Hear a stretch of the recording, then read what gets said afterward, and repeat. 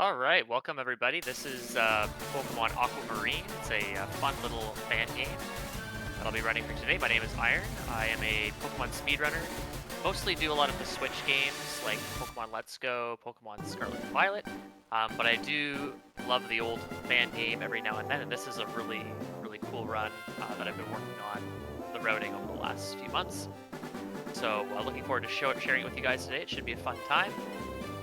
With me today on commentary is a person who's never ran this game before, but has very studiously studied the run beforehand, so he knows exactly what's going on. Alimra, introduce yourself, please. Hey, I am Alimra. My speedrun claim to fame is currently having world records in Pokemon Infinite Fusion, but I've commentated for Iron before, and I always love to have the opportunity to work alongside him for all of his runs, so I'm excited to be here. Yeah, so this is a Fire Red Leaf Green ROM hack. We're just gonna get back into the game here. There's actually several sort of variants. You see there's a Vaporeon on screen. There's like 9 different versions each with a different evolution. We're gonna start on Aquamarine. We may switch to a backup later, depending on whether I have difficulties catching my Pokemon that I want to catch later. But we're gonna, because we call it the game's officially called Aquamarine, we're gonna play on Aquamarine version to start things off. It doesn't really matter too much here. There's a couple minor differences at the end of the run, which we'll get to when we get there. I am on a new game. I am ready to go. Are you ready? Is everybody ready? Good to go. All right. So, okay, perfect. So I will count you in on a 3, 2, 1, and when I hit new game, we will start the run. 3, 2, 1, go. Let's go! All right. So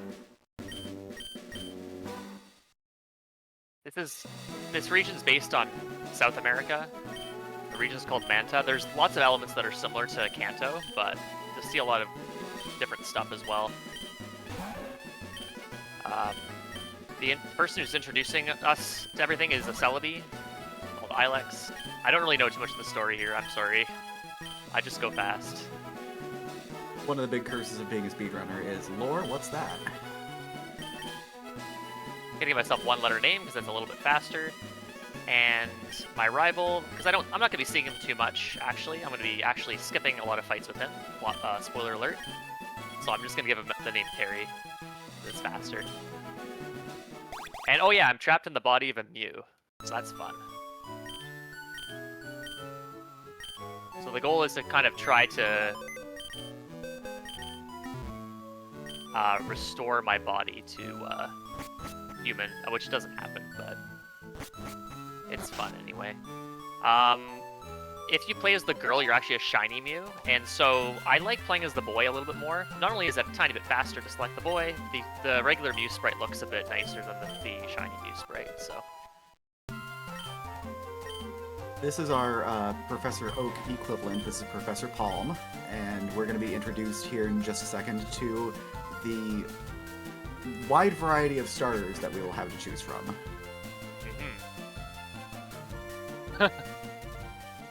Yeah, we have 3 Eevees to choose from here.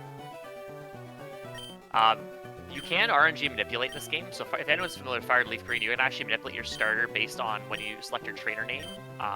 Each trainer ID can generate a specific set of starter Pokemon, but the NPC movement in the overworld actually dictates a lot of how the RNG manipulation works, and these Eevees are moving around a lot, so we are not going to bother with that. Yep, every time that the EV changes its direction, that actually changes RNG, so it is very awkward to try to have to get any sort of manipulation when there's that much movement going on. Yeah, it's quite bad. I did not check my EV stats. If I was doing PB attempts, I would actually want to have decent attack and pretty decent speed, but because I am doing a marathon and the EV, I'm actually not going to be using it for very long, I am just going to roll with what I get, and hopefully it's not terrible. Being slower is not a good start, and also taking that much damage is not a very good start either. I did pick up a PC potion. I might heal this. This is really awkward, because I don't know if he's going to do 6 or 7 here. Hopefully we see 6. They did 6 and 7. Also, using the potion is very slow, so normally I don't bother with that. Okay, it was 6 there. Okay, we should be fine. Please don't.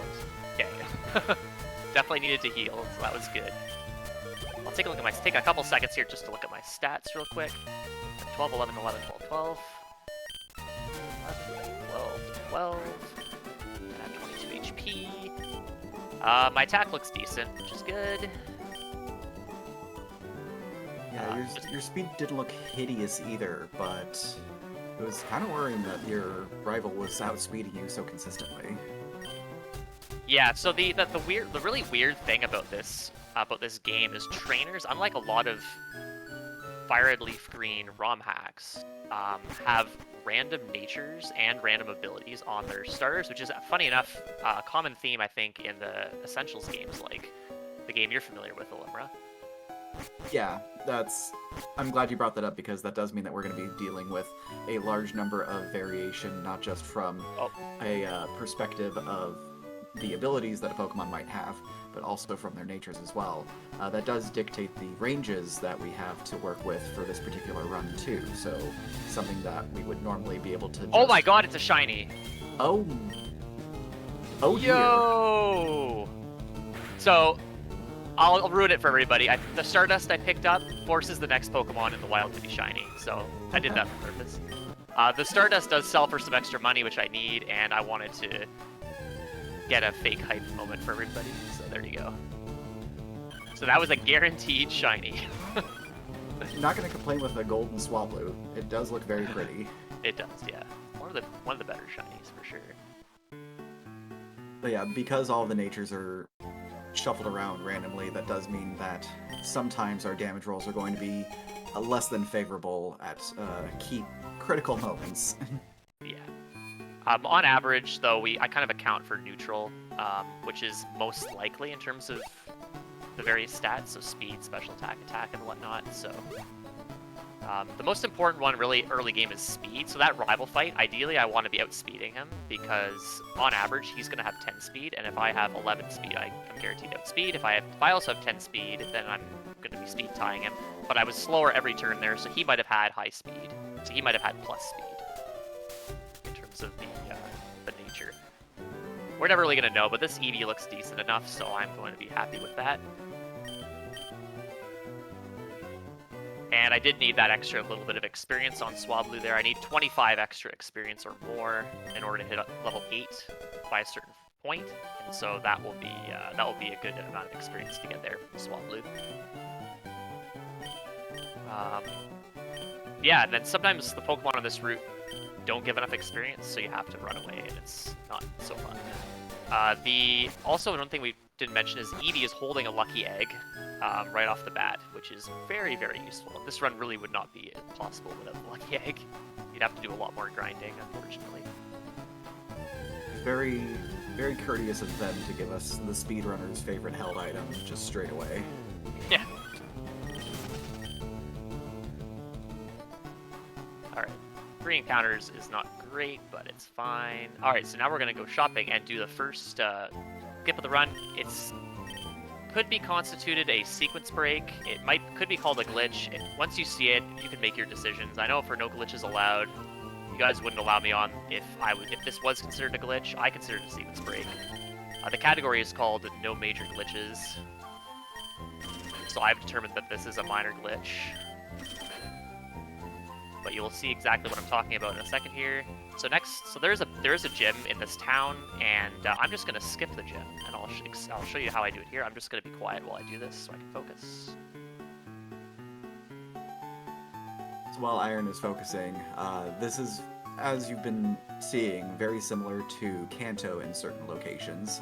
This should evoke some Pewter City moments, and right there, when the Repel dialogue box came up, the person who is normally supposed to tell you that you need to go fight the gym trainer, the dialogue box and the movement over that trigger prevented that trigger from firing. So Iron no longer has to fight the first gym in the Pewter City equivalent of this game. Yeah, it's a really weird mechanic in certain, I guess, bases of the Fire Red Leaf Green game that people use to make ROM hacks. So it's quite interesting.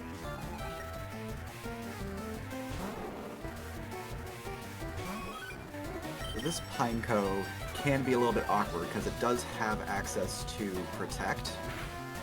When you do get a Protect from a Pineco, the first one is guaranteed to succeed, and then each subsequent one has a 2/3 chance to fail on top of that. So the first one is 100%, the second one is 33%.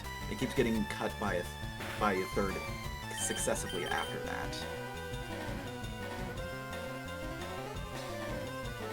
Yeah, sometimes this guy just decides to be nice and not protect at all, but he's being quite mean today. Or she, in this case, it's a female. The genders are also random on the opponent Pokemon. Check my stats again here. 3-2-2-4-3. Okay, so not great attack, but it's fine. I moved Sand Attack to slot 1. You'll see why later. This Spinarak has Poison Sting, String Shot, and Airy Face. Okay, I should be fine here. Alright. Having that 1/3 to hit Poison Sting and then getting hit by it twice and then getting the poison on the last one is definitely not ideal. But fortunately, you have empanadas in your inventory. Yes, they're like full heals. I didn't mention that. Oh, I should not be taking any steps. Oh, I did level up, so it's fine. Okay, so I am not going to heal the full. I'm going to take a free heal later.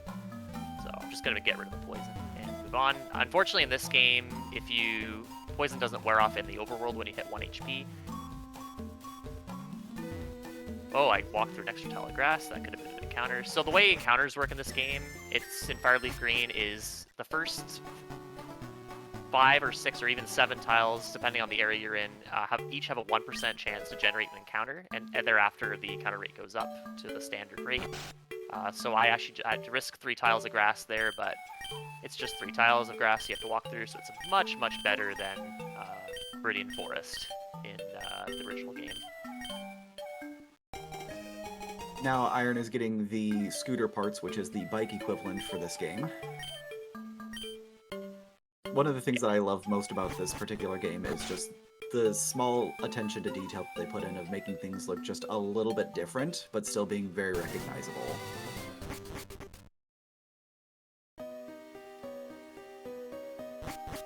Alright, here's the most RNG dependent part of the run, or one of the most. I am not repelling here, and you'll see right here why. So in order for Repel to work, you have to be a higher level than the Pokemon that you're going to be getting an encounter with. In this instance, Iron's Eevee is only level 7, and these 2 encounters, both of the Riolu, have been higher than Iron's Eevee. Well, level 8 now. So the Repel, unfortunately, wouldn't do much in the first place. It would just be a waste of an item. But that's not going to be too big of an issue going forward here. And what you just saw there with Iron opening up his Pokemon menu is he was forcing that spinner to stay stationary long enough to be able to pass him safely. So whenever Iron has to go through and avoid a trainer who's just going to be rotating in place, then you're going to see him make that movement for his menu to ensure that he'll get past with no issue. And that portal that Iron just went into, this goes hand in hand with some of the lore of the game. There's a time mechanic. Probably could have inferred that from our introduction to the game being Ilex the Celebi. So we're kind of going into the past here. This is past Mount Andy, and Iron just picked up a leaf stone, and we're going to see that be put to use here in just a few moments, probably. Yeah, so there I took a couple extra tiles to only have to pass this scientist once. That's a nice little optimization that, or depending on whether you get, it could be an optimization, you technically can get more encounters in doing that. But Garfield the Lightning, another member of our community, pointed that out in my stream earlier this week, so shoutouts to Garf for that. He does a lot of other fan games here and there. Also a very good runner of the DS and 3DS games as well. Actually, primarily, does he do DS? 3DS, for sure. Not sure, though. I just took a free heal there from the nurse, and I am getting some encounters that are lower level, but really debatable whether it's worth it to pick up a couple extra repels. I would have to pick up an extra item in order to do that, so it's not worth it. I mean, for the most part, though, the encounters have been above level, so it wouldn't have made too big of a difference in this particular instance. Alright, one last item, and then I'm going to go down here and not fight this guy yet. I have to do a couple things first. One thing to note is when Iron picked up the rare candy on the overworld just a little bit ago, that was actually 2 rare candies, not just 1. Very nice, yeah.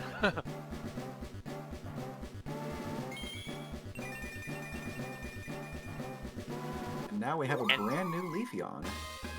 Yeah, level 8 Leafeon. Something I'm going to do here is I'm not going to teach Covet, because I was teaching it before, and then I realized I was never using it, so I can just use Bite, which I just learned as an EV at level 8. I'm also going to teach Energy Ball, which is conveniently in the slot 1, which is occupied by Sand Attack, which I'm not going to use, but I will be using Energy Ball a fair amount, so I put Energy Ball into slot 1. And, oh, I didn't repel. I should do that, because even though I still can get encounters for this one tile that I'm talking before I talk to this optional hiker, he will be leveling me up quite a bit. And part of the reason why we're using Leafeon is because Leafeon is significantly better than most of the other options for the next few encounters until we start switching to our new main that's going to happen here in about 13 to 14 levels. 5, 6, 7, 7, 2. Good no sturdy on that Geodude. Yep, it's 50-50 to have sturdy. That Rhyhorn never always goes down in 1 hit. Not 8. I have a naughty nature, which is okay. It's not fantastic, but my IV is 0 to 2 on attack though, so it's not particularly good. No. It's good enough. My special attack is average. My speed is, as expected, kind of low. That's fine. It actually doesn't matter at this point. The good news about Leafeon, though, is it's one of the EVs that has the highest base attack total. It's also incredibly defensive as well. So even though you do have a fairly low IV for that particular stat, it's still fairly high just from its general nature, just the general stat total for that stat. All right, this is the evil team tactics, and you'll see something very interesting when I send out my Pokemon here.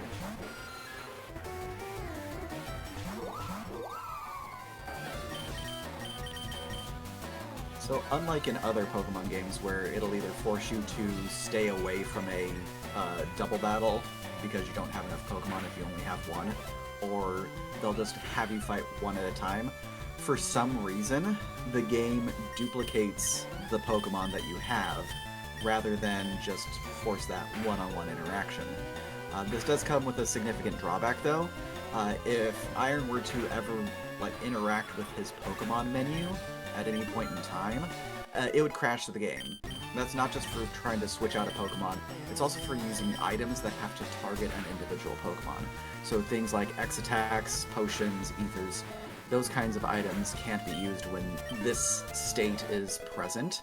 The good news is, though, is that items like Guard Spec, since they don't open up that part of the game, it doesn't cause any issues and it doesn't cause the crash. But we're going to be seeing a fair number of the main duplications here throughout the run. Yeah, so if I die to that fight, like obviously as Illimer said, I can't heal my Pokemon because that would involve entering the Pokemon menu. So if I wipe to that fight, I die. That fight's very scary. The Rattata has Tail Whip and Hyper Fang, and the Zubat has Leech Life. Leech Life, and this game also uses the later mechanics of Pokemon. So Leech Life is an 80 base power bug move, so it is super effective. I also crit the Cyndaquil, which is very interesting, because if I flinch this Ditto, which I did not, okay, it is a fast fight as a result, though. I do want this Ditto to transform, because I get more experience from it, because it actually copies Leafeon's EXP yield. I could have just used Bite there, and it would have maybe fainted, but that's fine.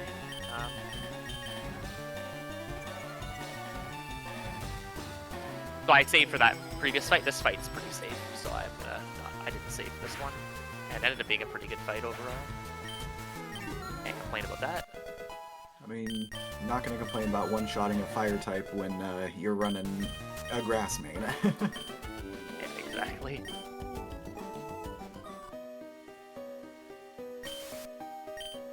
You saw there I took a step as I was applying the repel there. An interesting thing about this scientist, in Fired Leaf Green, he does not have the exclamation point. He has a very similar cutscene trigger to one in front of the guy who leads you to Brock's gym, and as a result, if it was similar to Fired Leaf Green, you could technically skip this scientist guy, super nerd, whatever he's called. Okay, did get paralyzed there, which is good. But unfortunately, I have to fight this guy, so I can't skip trainers that have the exclamation point. The cutscene triggers work a bit differently.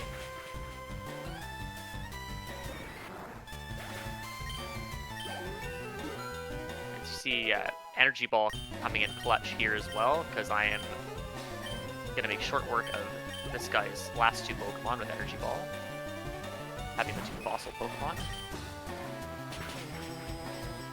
Yeah, the only real threat that this fight has is from that paralysis from the Magnemite, if it were to occur. Yep. Everything else is mostly free after that point. He also has Supersonic.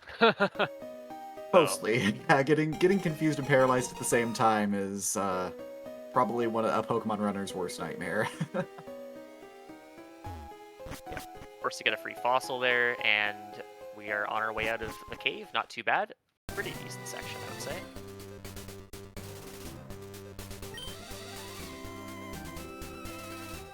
And now we're gonna jump right into the next skip. This is one that I just recently added to the route, and it's requires a little more tricky movement than the previous one. So I'm gonna take one step and I'm gonna do a menu. Gonna repel. Potion.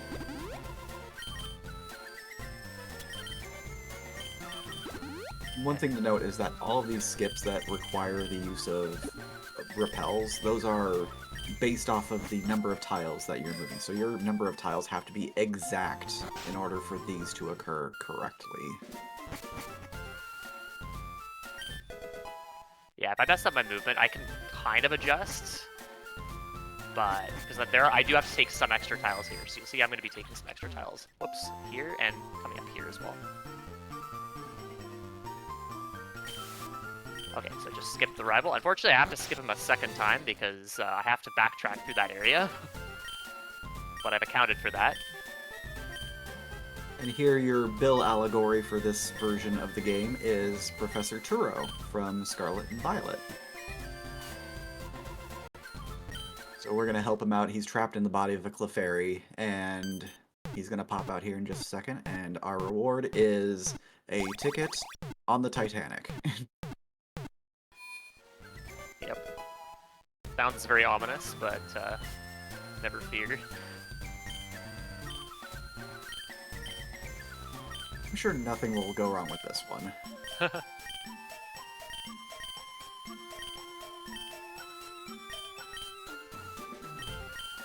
There's a bit more extra text, but that's fine. If anyone's wondering, Professor Seda, the Scarlet equivalent professor, is actually in this game as well, but she will show up later, technically later in the run, but we're not going to get to that point. So we do not see Seda. So any Seda fans out there, I apologize. Well, that just means that at some point in time you're going to have to do an Elite Four Round 2 run, right? That is true. There is an Elite Four Round 2 category of this.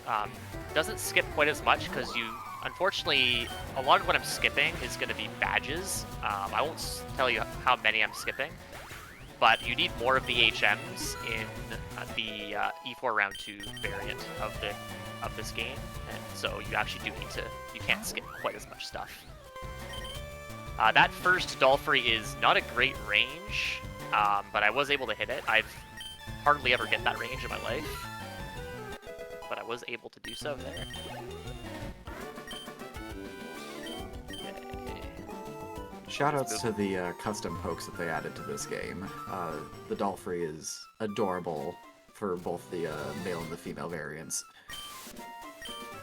Alright, and there's that second skip to prevent having to fight the rival for at any point in time at this point.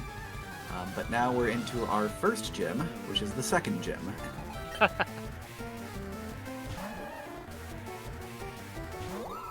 Layout of this should be mostly familiar to those who have played Gen 1 or any of the Gen 1 remakes.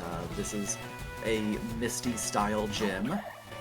We'll be seeing a large number of water Pokemon. Leafeon continuing to pay dividends on being a grass type. You'll see that I fought this guy. I can technically skip him, and I can also skip the next trainer as well, but I'm fighting both of them. I also fought that Dolphrey trainer earlier. I want to hit a specific level, which we'll explain a little bit later why that is. I could technically not, but this fight against the gym leader would be pretty brutal, and the hunt for the new main coming up would be a little bit more tricky as well, because of being a lower level, which if anyone's played Pokemon games before, you might know why, have an idea why, but we'll explain it a little bit later. I'm going to take the save here. This fight used to be a lot worse. I used to fight her before going to save Kuro/Bill, and I'd be quite a lot under lower level, but because I am now going to be hitting level 20 in this fight, the ranges are significantly better. This is Kitty, not Misty. Of course not Misty. Misty's a redhead. Kitty is a brunette. Absolutely could not mistake them for one another whatsoever. This Chinchou is a range. So when I talk about things being a range, it's if they end up having a plus special defense or plus defense nature, then it's a range. So that one there, it's like 92%, but so it probably had the, well, I'm going to bite you. I did not know where my moves were there.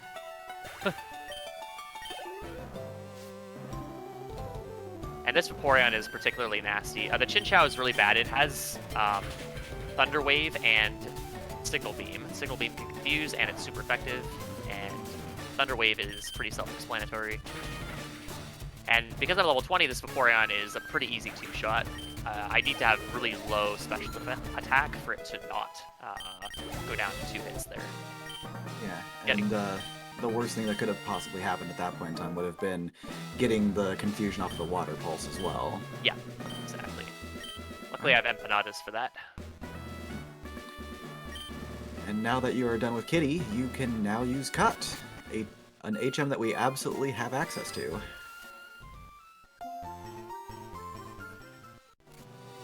Yeah, so that's a gym leader that is required. I would, if you didn't need to, if she didn't let you use Cut, you would skip her, but you do need to use Cut to complete the run.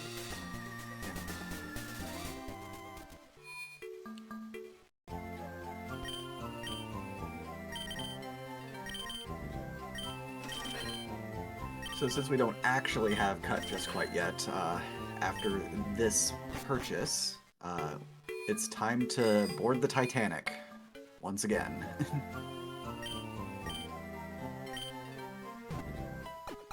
So I'm entering the center here. I'm going to take a heal. This might seem kind of slow. You don't really take centers in Pokemon speedruns, but this is a pretty crucial center to enter. And I want to enter it to set a warp point for later. And I'm also going to repel in the center and hopefully not mess up this movement. Okay, good start. The reason why this movement is particularly crucial is we are setting up to skip another rival fight. And this one is particularly nasty if you do unfortunately have to encounter it. Alright, Yep. number 1. I'm going to just do some baby movement here just to be safe. Yeah, so his Pokemon, he has a... this is Pokemon... Yeah, he should have a Monferno, I think. And it's very, very scary, given the level I am. Yep.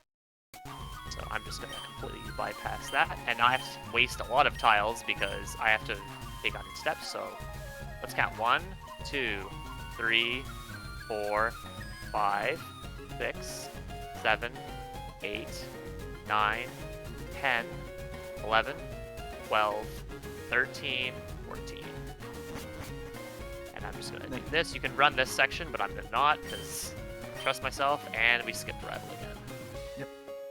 Since those repel skips are 100% like required in order to not take an incredibly awful fight, because we're in such a tight, confined area, that movement is absolutely required in order to ensure that we don't get into that rival 3 fight.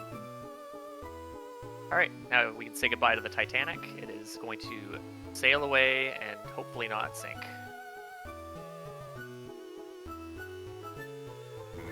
And so building off the repels we've just used, we're going to go straight into the hunt for our new main. If you have any bless emotes in chat, love to see them. This is a pretty RNG heavy section. I do have a backup save in case I get unlucky, which is pretty common.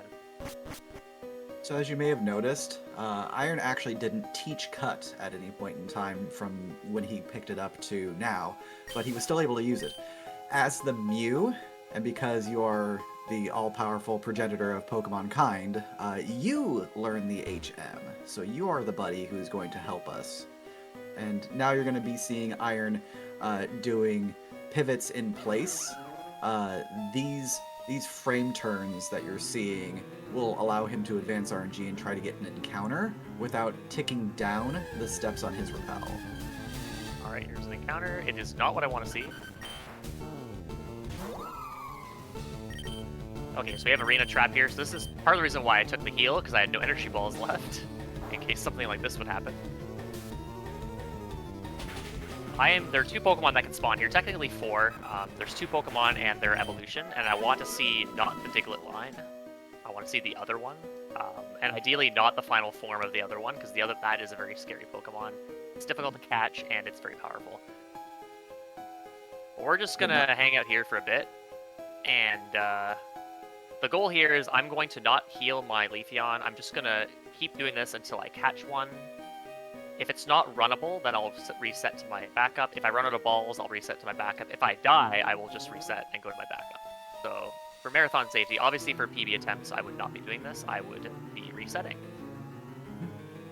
And in skipping a lot of those rival fights, I do make the reset point a little bit better. So there's a roughly 20% chance in order to find the Pokemon that Iron is currently looking for in the appropriate level ranges that would be acceptable to attempt to catch for. However, seeing an encounter in the first place right now, the game is kind of being disagreeable at the moment. Yeah, this area is a low encounter rate, I think, so it's already hard enough to find an encounter. Okay, there's the Pokemon we want. It's a Drillbur. It is way too low level, so we're going to run from you. You also have Arena Trap. I also used the wrong move. And it used Mud Slap. Okay. Not good. I could have KO'd that with the Energy Ball. Okay, that's fine. So the Drillbur ranges that we're looking for are between levels 27 and 30. 30 being the most ideal. Anything that's 27 or 28, additional fights are going to be needed in order to get it to the appropriate level later on. There's another one. It's also level 21. So older versions of the route actually would get Leafeon up to even level 27 with doing a bunch of extra fights, including that infamous boat rival fight. But if you can skip all those fights and get a fast Drillbur of the level you need, you can save tons of time, like 7 minutes or something like that.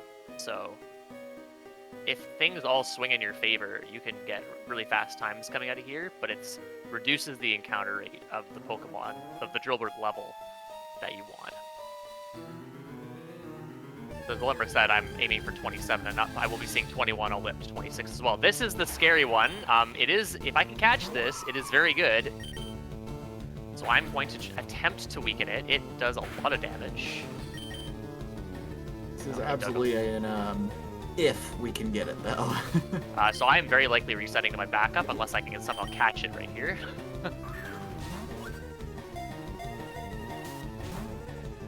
Yeah, it's not really gonna happen. Yeah, I'm just gonna throw balls because I could heal, but it does a lot of damage. It has Horn Drill as well, so and it can kill you with it. Are critical captures in this particular fan game? No. Okay, so I'm dead. Well, fortunately, there is a backup save that can be used in order to get everything So bear with me once while more. I open up not Pokemon Aquamarine, but Pokemon Amethyst. So the difference between It's the same Pokemon game. Amethyst and Pokemon Aquamarine are incredibly minor and very trivial.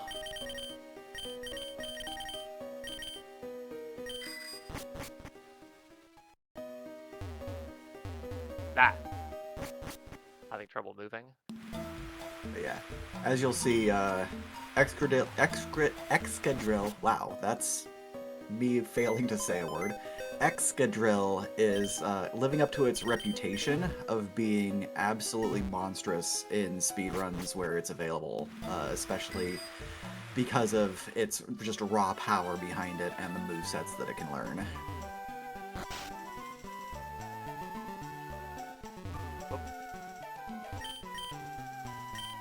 Yeah, when I first started riding this game, I was trying to use the starter Eevee, and I ended up using Flareon, and can actually beat the game with Flareon pretty easily. Although when I say easily, it's still really hard, but you can't really skip a whole lot of stuff.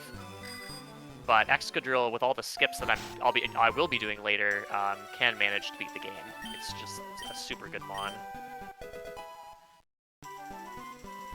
No, it's the same game. So this game, the game was created by a creator called Aquamarine Vaporeon, and what they did is they made 9 sort of skins, so each of them specific to an different evolution, including Eevee itself. But it's exactly the same game. The only difference is the rival is going to have a slightly different team. Also, we fight the rival almost 0 times. Like, outside of the lab, I can't remember any time we actually get into a scrap with the rival at that point. No, it'll just be the champion at this point. So no need to change the run. For leaderboard purposes, we accept runs for any of the 9 skins. It's still the same game. It's just called Aquamarine because that's what the game was released as.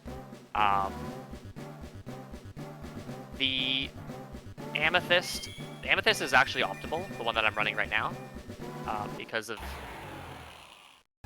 one particular aspect about the Rivals team, which we will get to a little bit later. But there's our Excadrill in all its glory. Oh, I do not want to do that. That would be bad. Toss the soft sand, though, and then I'm actually going to teach. I also so if you saw there, I went into the game corner, and a lady gave me 4,000 coins, which is insane. And I used that to buy the Ironhead TM from the Game Corner prize area, which is a stab stab move for Excadrill. And very, very solid move. It's actually going to come in clutch here in a couple of fights specifically, because it will be stab and super effective against a couple of kind of gnarly fights otherwise. So now we have 2 Excadrills, which is incredibly broken.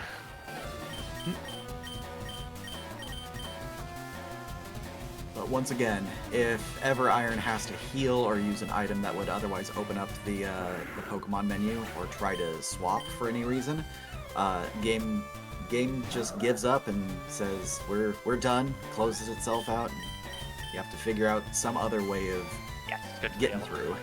Fast way. So that Tyrant can have Sturdy. If it does, it's pretty slow. And because it didn't, it ends up being a 2-turn fight because the Dig ends up hitting that Absol coming in. The Detect failing was pretty clutch as well.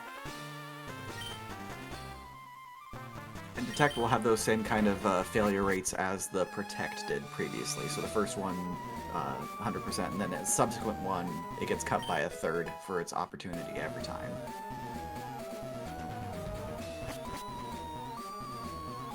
Oh my god, that movement's bad. I'm gonna just take it easy here. There we go. That trainer is, I do not want to hit them. Gonna pick up a few extra items here. As I mentioned, this is a backup Drillbur. I know exactly what IVs this Drillbur has. It has pretty solid stats, but its speed is kind of lacking. So as a result, I am gonna be picking up a few extra items so I can buy myself a carb boost later, which gives me 10 effort value points on speed, which will allow me to do an interesting version of a fight later on. So I picked up the PP up on the Nugget, which I normally would not pick up in a PB attempt, but I'm going to do that for the marathon.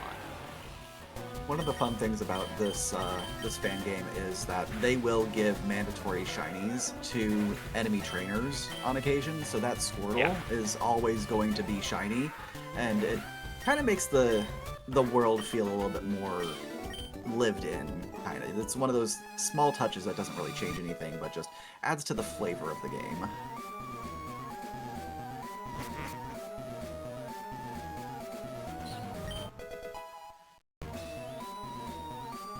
Oh, so the Drillbur I caught was level 30, which is the optimal level, as Olimra said earlier, because I only have to use one candy to evolve it, and I can actually end up. Well, I normally would be able to save picking up a candy later, but I'm actually going to pick up all the candies because it's a marathon. And I want to play a little bit safe, and it works well with the strat that I'm doing as well. So. Also, wouldn't be a Pokemon game without some sort of conveyor puzzle, would it?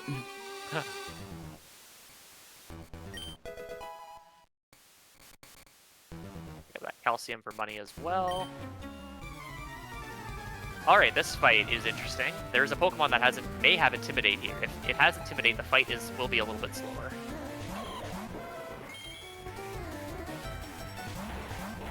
Shiny Gibble is so pretty. Yeah, I have to comment it every time I see it. And we unfortunately get the Intimidate off the Growlithe, so we're going to be using an alternate method of fighting this particular fight now.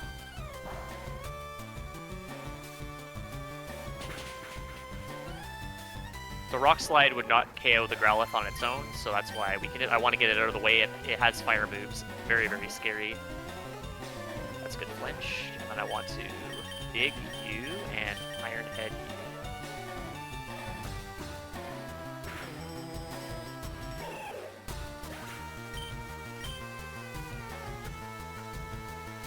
Otherwise, pretty chill fight. And I'm just going to dig. There we go. The reason why I chose dig there is I don't want to attack it with a move and do like partial damage, because just going underground is a little bit faster. Because it's kind of random which of those two Excadrills attacks first, because they're technically speed tied with each other, because it's the same Pokemon. Yep. So that means each one has a 50-50 chance of going faster than one another. Now we get into another double Ditto fight, and this is the one that we don't want to have them transform, correct? Yeah. So if I just spammed A there, I would attack the right side Ditto and the Ditto coming in to take its place, and then the one on the left would transform, and I do not want to be fighting an Excadrill. I don't need the experience, and when it has dig, that's not great. Yep. So by staggering out those one-shot with attacks, slash, that's rare. Right on. Probably had by staggering out those attacks, then it just guarantees that we're never going to see that transform. Yeah. And Iron just picked up the hidden Dusk Ball equivalents, the Moon Ball. That's actually going to get some use here in a little bit. Yep. And now we're going to be going up against the boss, Dr. Mima, who is our Giovanni allegory. And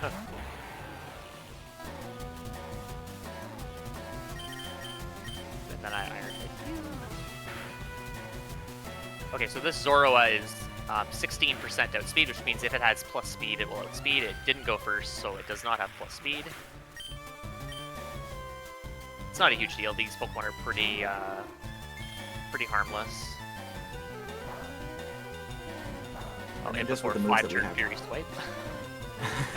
Oh no. No, we're good. Okay. Rock Slide again, and Iron Head you. This Murkrow is very likely to outspeed, so if it has minus speed, it's speed tied. That's kind of how that will work. It's very, very likely to be faster than me.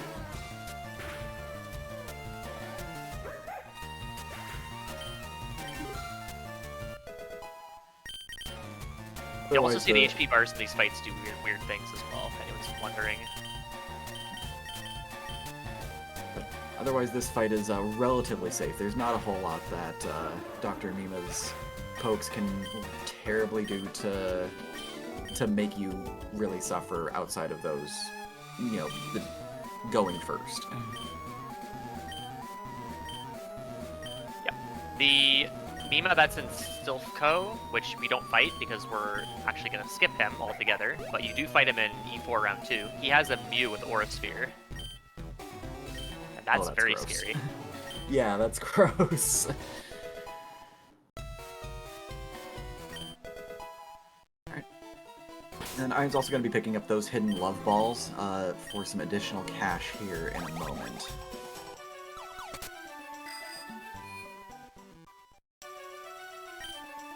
Also, we're going to pick up some extra team members. So first of all, we're going to buy this Abra with some of those leftover coins. And the reason why I didn't do this first is that the double battles would not be double X control, and they would be quite a bit slower.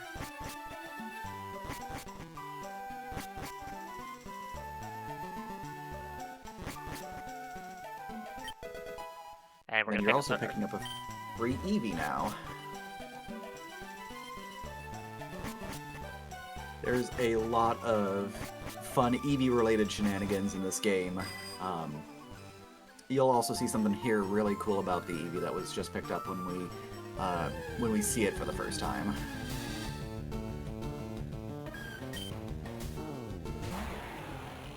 Okay, now we are looking for effectively one of two 5% spawns. Or 10% spawns.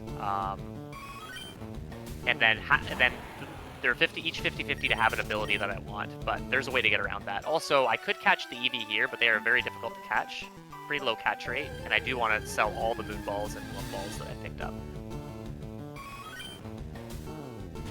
So I'm going to be taunted here. In normal strats, I would actually want to KO one of these Pokemon to get a little bit of extra experience. You do get experience from catching Pokemon, like in later games, but the route that I'm doing, and this is one of the Pokemon I want, which is excellent, I do not need to get any extra experience from Wilds here. It does not have Intimidate, which sucks. Luckily, I picked up some extra items to sell.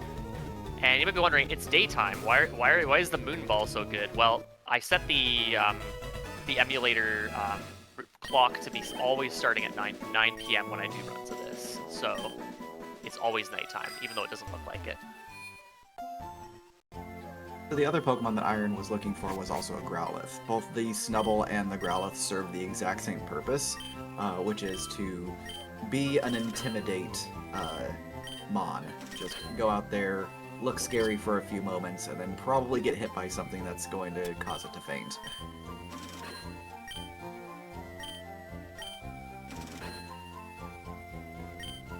This selling is really slow for some reason in this game. That's why it looks really laggy right now. This is not a skill issue you're seeing. Funnily enough, there's, I think it might be a curse with all department stores, because the same thing happens to me in Infinite Fusion. There's some really weird lag spikes that happen randomly in that department store too.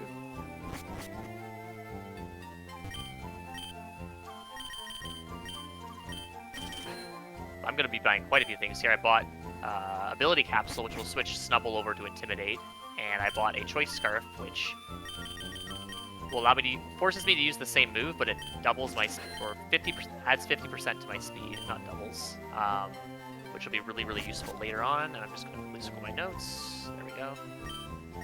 I'm also going to be buying a Carbos.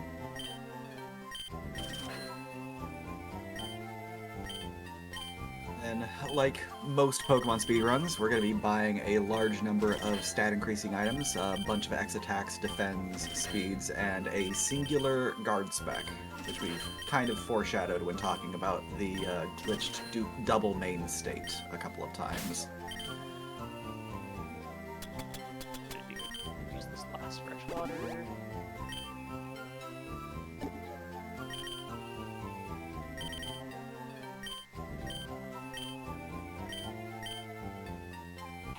I am teaching X Scissor now because it is absolutely fantastic, and it's going to be necessary for a couple of fights that are going to be happening later on.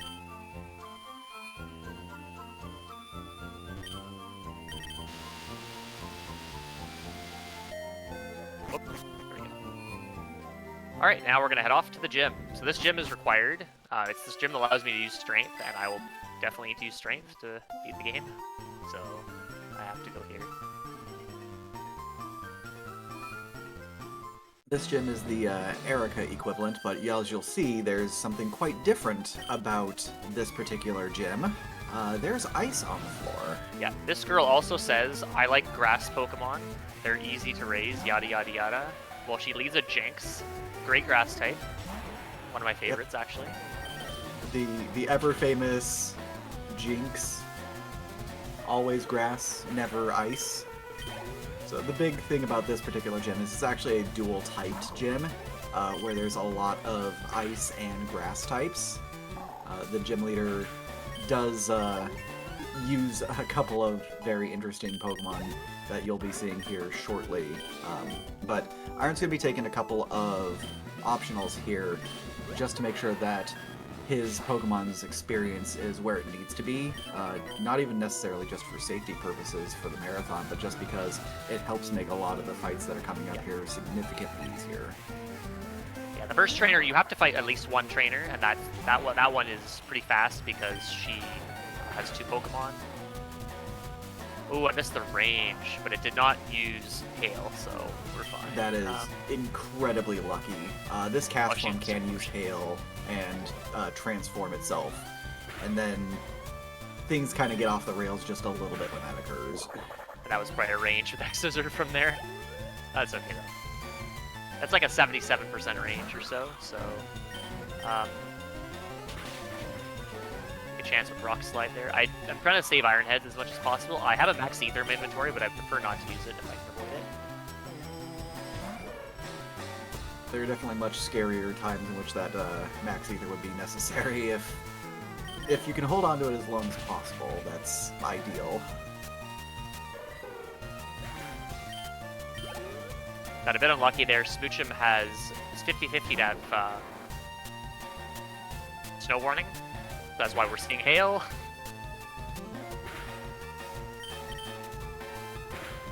And if you enjoy seeing Hail now, wait till you see later in the run. You're gonna see a lot more of that, unfortunately. Oh, I should have fixed that, but it'll be fine, I think.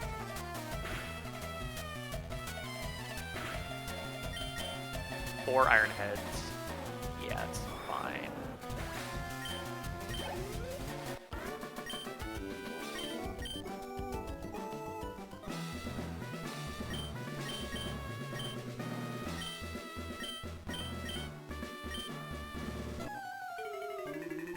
So this is the gym leader, Lechuga. I just realized he's Lance. He's a palette swapped Lance. I didn't catch that earlier. Yeah, that's a good call. I didn't even realize that. Yeah, so our shiny variant of Lance is going to be leading with Ivysaur, but then we've got some Piloswines and then a couple of Pokemon we might be familiar with here. This first one being kind of the scarier of the two. We have in the chat Gym Leader Lettuce. I'm assuming that Lechuga is lettuce in a language like Spanish or Portuguese. I think it's specifically iceberg lettuce, which is a play on the fact that he's both an ice and a grass trainer. Oh, that's smart. Leafeon being being very, very helpful in that particular fight. And here is the Glaceon to go with the Leafeon, completing the Iceberg Lettuce Circle of Life. Yeah, that Leafeon is nasty. It has Dig, so I can waste time doing that. It has Giga Drain, which means you may not two-shot it. It's not great to deal with. And we've earned the Veggie Badge as a result of our efforts here.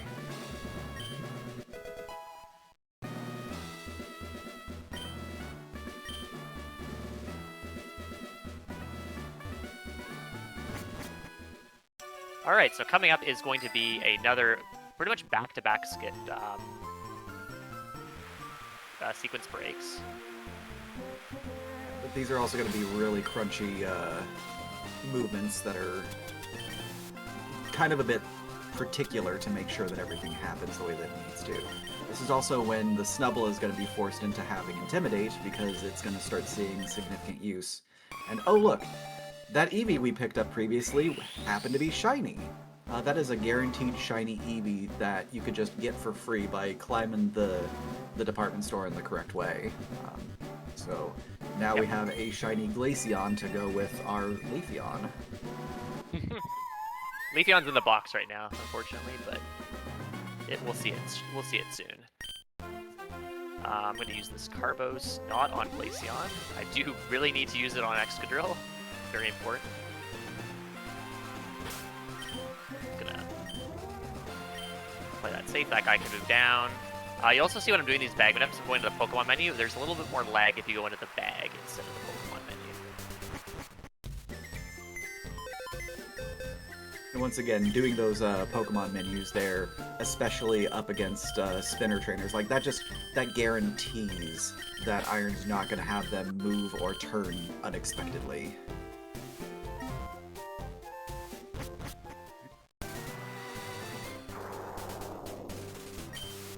Well, I messed up my steps. That's fine. I can fix this.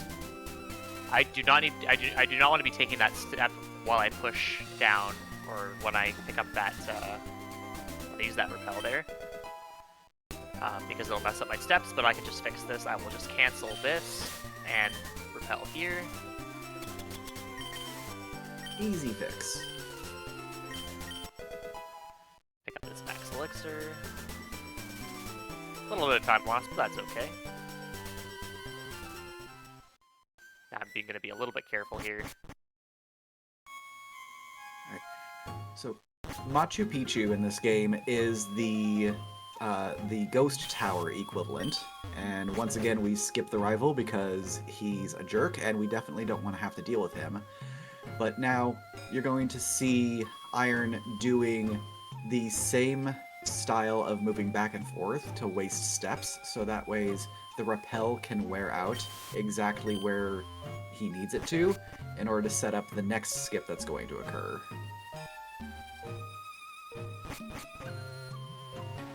Okay.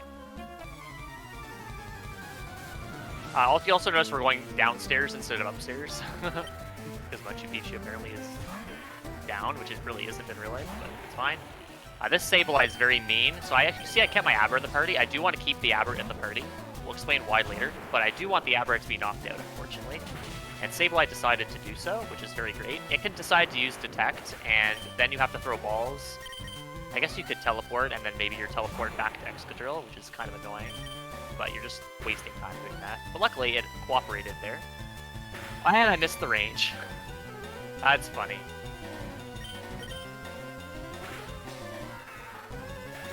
That is a 94% range, so that means it had plus defense. It is guaranteed to have plus defense there. And it was a pretty favorable roll on top of that. I'm gonna do this. We've got a couple of mandatory trainers that are going to be coming up here as well. That's going to be some of these Hex Maniacs. If you fight the wrong one, it can go hideously wrong for you. This Lampent, very good. We could have had some issues, since it is a fire type and it does have fire moves, and Excadrill is a steel type. It could cause a little bit of issues. but Hexmaniac Amelia here, there is a bit of a range associated with this Mischievous for speed tying, but ideally it'll go down in 1 Iron Head. Yeah, this Excadrill will have no issues with this one. So my stats are pretty good. I don't remember the exact stats, but I have close to 31. I have 31 HP, and I think I have 30 attack.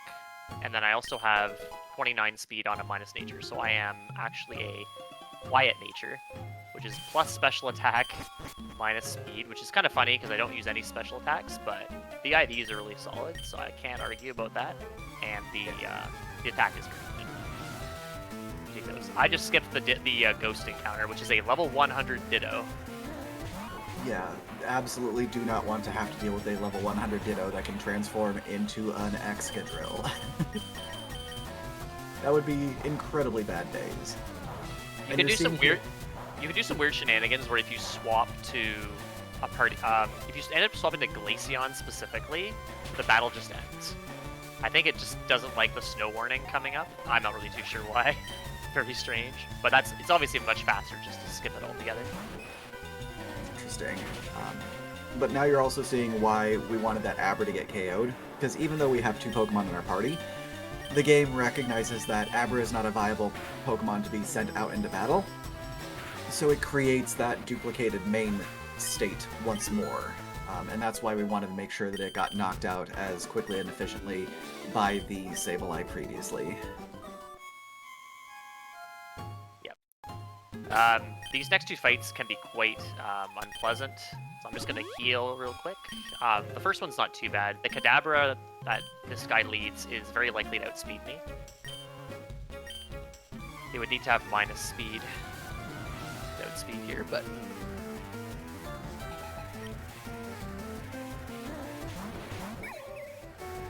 And I'm going to take a slightly slower fight here just to be extra safe. So I'm going to dig you, and I'm going to X-Scissor you. Oh yeah, this is fine. Reflect. Reflect is still not ideal. It does increase resistance to physical type moves. Oh, I got burned. That's fine. And then I'll just do that. So the non-burned Excadrill hit there and burned Put's attack in half, but it was the non-attacking Excadrill there that got burned, so we are good to go. I'm going to heal off that burn. Actually, it might not be, because it's the second Excadrill, it may not actually be burned. I'm very curious to see what is. Okay, good. And I'm going to save for this one.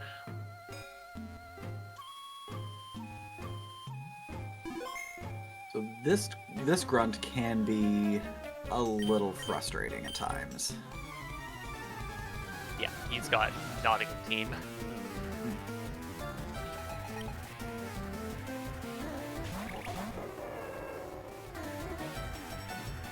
So the problem with this Combuskin Frogadier combination at the front is both of them have accuracy depleting moves, which is why the guard spec was picked up. It's going to prevent any smokescreen or sand attack style moves from being able to lower the accuracy. And it was absolutely 100% required because we looked at the smokescreen just immediately. And then from here, it's just mitigating the amount of damage that can be done to the Excadrill team, making sure that we're digging that Combuskin first, making sure that it drops as quickly as possible. This Metang can also be slightly unpleasant, so making sure that we're setting up and taking out the Pokemon in sequence, so that way we don't have just this cascading failure of Pokemon just hitting constantly against our team.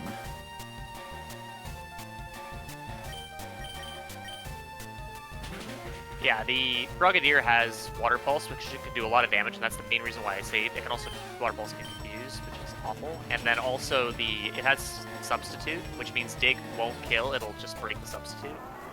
So it makes the fight go a little bit slower here. I did not level up, so you saw there that the whatchamacallit, the Sableye knocked off the Lucky Egg because it survived. I actually missed out on some experience. So what I'm going to do is I'm going to have to KO a wild Pokemon. There is a... Oh, actually, I have an idea. This could work. It's going to be a little bit annoying, but it'll be fine. Mr. Fuji, in this particular version, does like to ramble on just a little bit.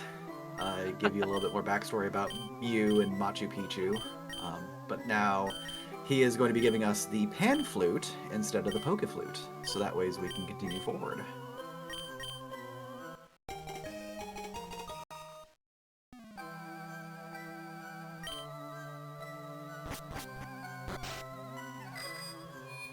And we're going to go shopping again.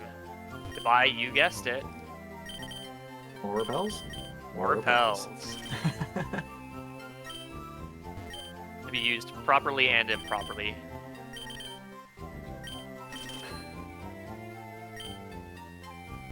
Okay, so I'm missing out on a little bit of experience here, so luckily, that's bad.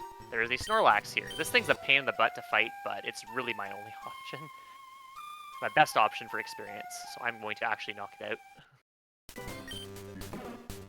Snorlax typically gives a larger amount of experience than your normal encounter as well, so it makes sense that since it's right here and we're going to be encountering it in the first place, might as well take the time to kind of rough it up a little bit and get that missing experience.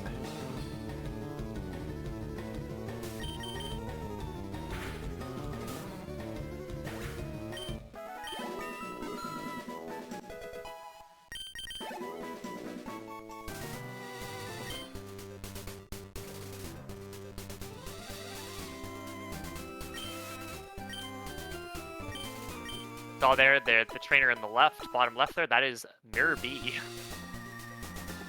These trainers all have, what they do, these trainers have an interesting mechanic. They don't fight you unless you talk to them, and you can actually say no to fighting them.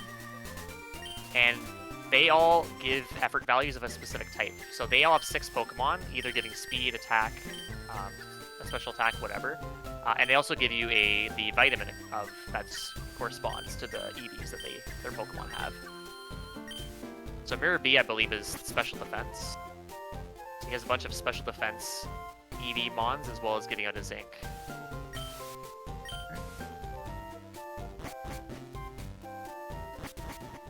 I'm gonna just quickly pair from here, just to avoid those trainers.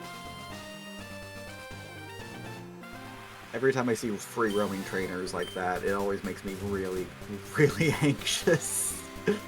They could go very wrong.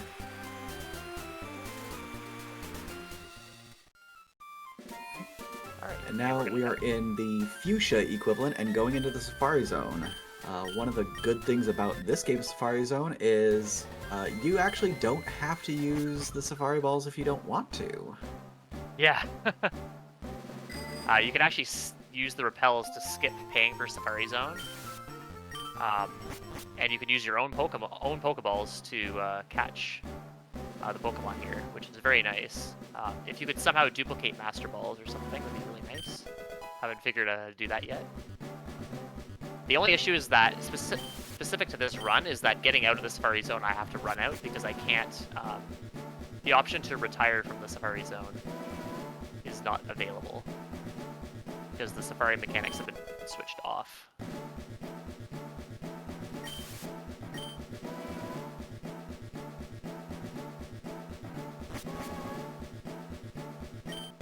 So while we're going through the Safari Zone, you're looking for the gold teeth as usual. And then you are also still looking for your way to get Surf, but getting the Warden in where you would normally find Surf instead of finding Surf here. So getting strength right away. And once again, the Mew is using all of our HMs here. So the player moves the boulder, and the reward is rare candy.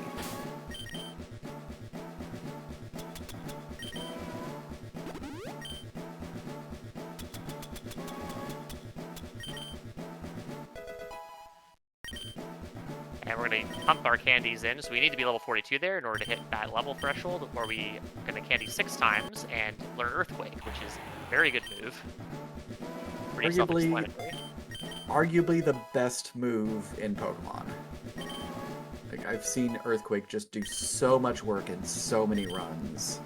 It's It's a very, very powerful move with 100 base attack, 100 base accuracy. Not a lot of moves can boast that.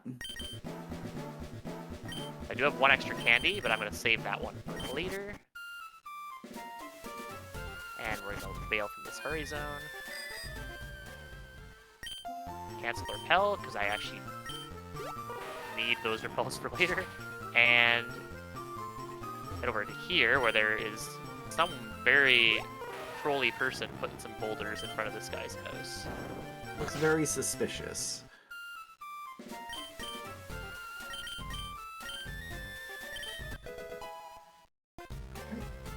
And now we have Surf.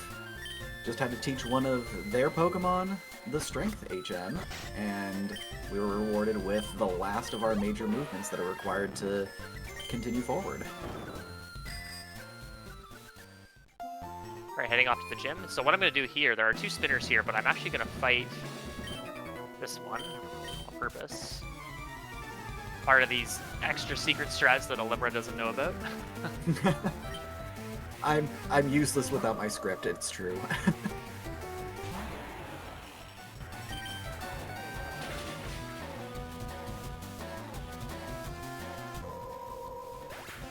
This guy only has a single Gardevoir and gives a very handy almost 3k of experience.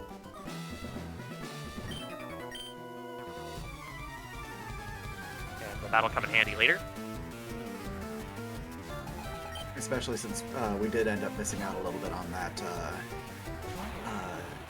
lucky egg experience. So this probably helps balance out those skills just a little bit more too. It doesn't actually really, because you would be candying here no matter what. Fair enough then. So it was just the Snorlax that was needed, but unfortunately I couldn't instead fight this guy for experience.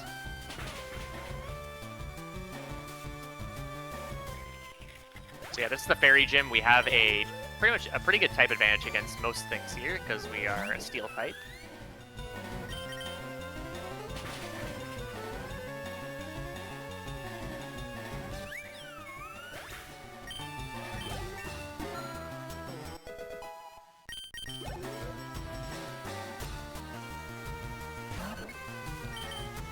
And so I'm gonna do a pass on the next trainer called the Run to Walk. I'm hopefully gonna do it correctly.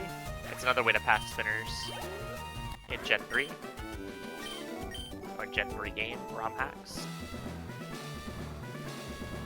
Yeah, I don't know if I did that super safely, but you run to a certain tile, he's forced to look down, and then you quickly let go of the B button, which you hold to run, and then you just walk right past him. And if you do it correctly, he can't hit you. Debatable whether that was safe or not. So here's definitely not Bruno, also known as Alex. Leading up with the Mawile, this is actually going to be the first instance of us using an X item to help set up against one of the gym trainers.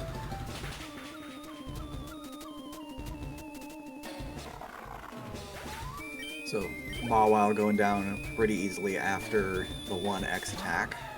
And now we have our Azumarill.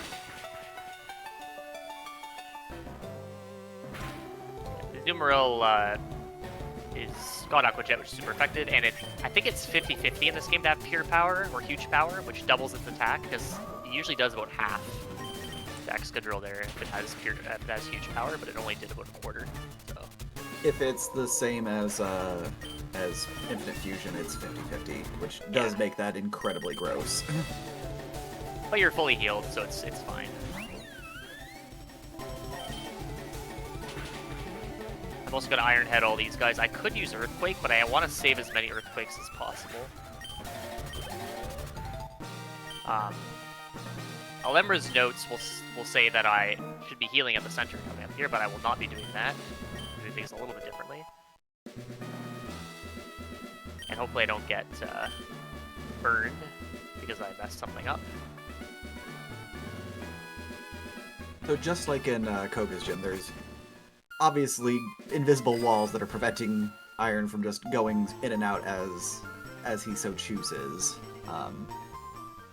It's always one of those kind of interesting things to see when a fan game creator does the invisible tile puzzle? Just how are they going to set it up? How much of a frustration is it going to cause someone? And that looked like a relatively simple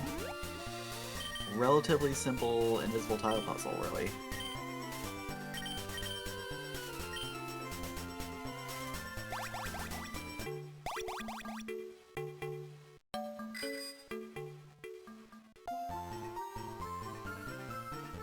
Okay, a bit of a skip here. I'm just gonna focus here. It's pretty critical.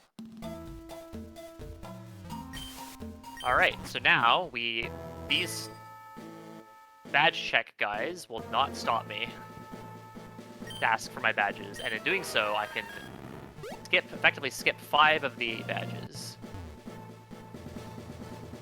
So when Iron was saying that we're going to be skipping a non-trivial number of gyms, the only things that we really needed to do were get the necessary movement tech to be able to get through to the end of Victory Road.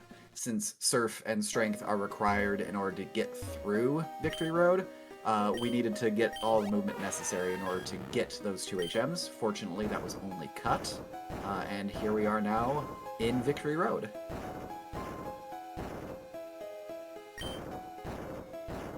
See, the repel text is still up as I'm pushing the boulder. The funny thing is, when this text box is up, it goes away when you hit the switch, unfortunately. Spinners stop spinning, which there is a spinner coming up, which you almost can actually force him to look a certain way, and then have that text box pop up, and then he will never spin on you, and you can just pass him safely.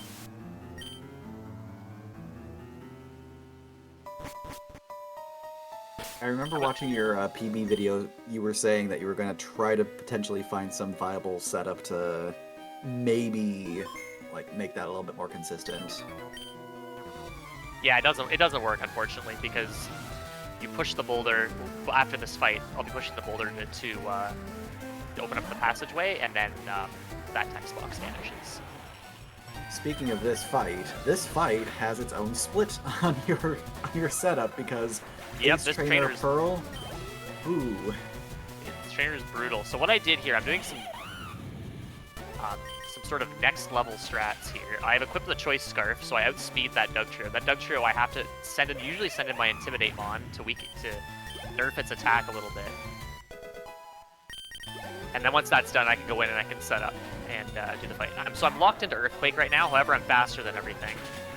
And I believe I have just enough Earthquakes to make this work. If I don't, I do have that extra Max Ether, just to be safe.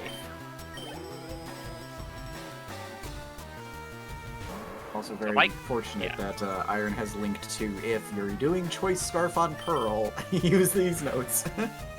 Yeah, so if I crit that Tauros, it goes down in 1 hit, and I save 2 turns. So because I did not get Swagger, I will X attack here.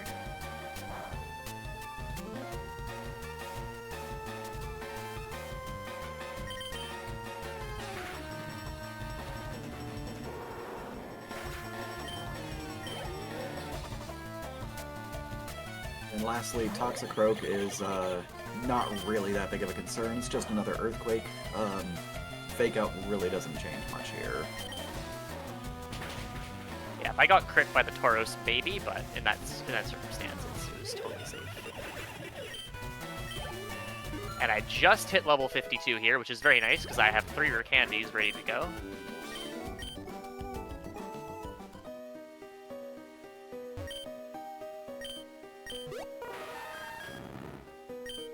You also notice that I'm not on the bike. You cannot bike here for some reason very unknown to me. And I will not be able to ride the bike for the rest of the Elite Four. Okay, so I'm gonna go in here. I'm gonna do these 3 rare candies. Not on Abra. I don't know why my cursor was there. It just wanted you to give Abra just a little bit of love. Just not that kind of love. We don't want to give love in the form of rare candies. We give head pats to Abra, and that's about it. Okay, I'm gonna be very... Yeah, we're good.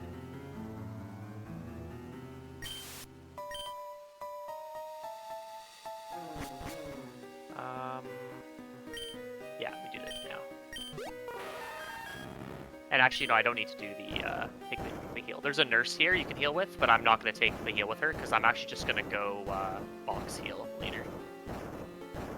Because normally in the old strats, I would actually have, when I did that set up that last repel skip after teleporting, I would go into the center, I'd withdraw my mons and heal Excadrill by depositing it in the PC, and that would heal it to full and restore all its power points. But I'm just going to elect to do that later. Also, all these trainers are really bad. There's also a really interesting thing, which I don't think we're going to see because I'm pretty high level. But there's, in quite a few of my runs, I've randomly seen like a level 53 Latios in here. Really? Just random Latios just chilling out in Victory Road? I mean, it makes sense. They would need some sort of legendary, because Victory Road in other Gen 1 style games has Moltres in it, or Entei if you're so inclined. Yeah, this game actually has Entei. If you go into the past version of Victory Road, you can find Entei. But it's kind of startling to see that Latios on occasion. Also, I'm just gonna dipsy doodle around those guys. Alright. And we're out of here. And just like that, Victory Road in a single trainer. So now we're on the Lunar Plateau. This is where the Elite Four lives, and unfortunately we have a very rough person waiting for us at the very beginning.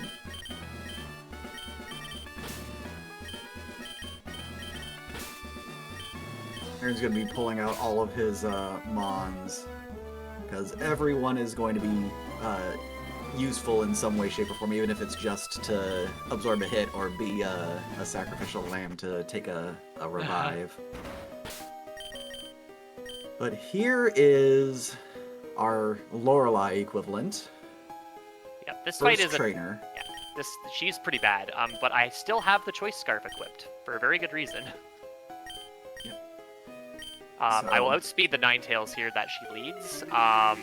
If you don't have the choice scarf equipped, it goes first. If it chooses Blizzard and freezes you, you have to reset. And then it'll otherwise go for Hail or something like that. Okay, so we're gonna see Hail here. So it's 50-50 to have Snow Warning. If it doesn't have Snow Warning, then we won't see any Hail at all, and the fight's a little bit safer and significantly faster. So I'm just gonna knock that thing out.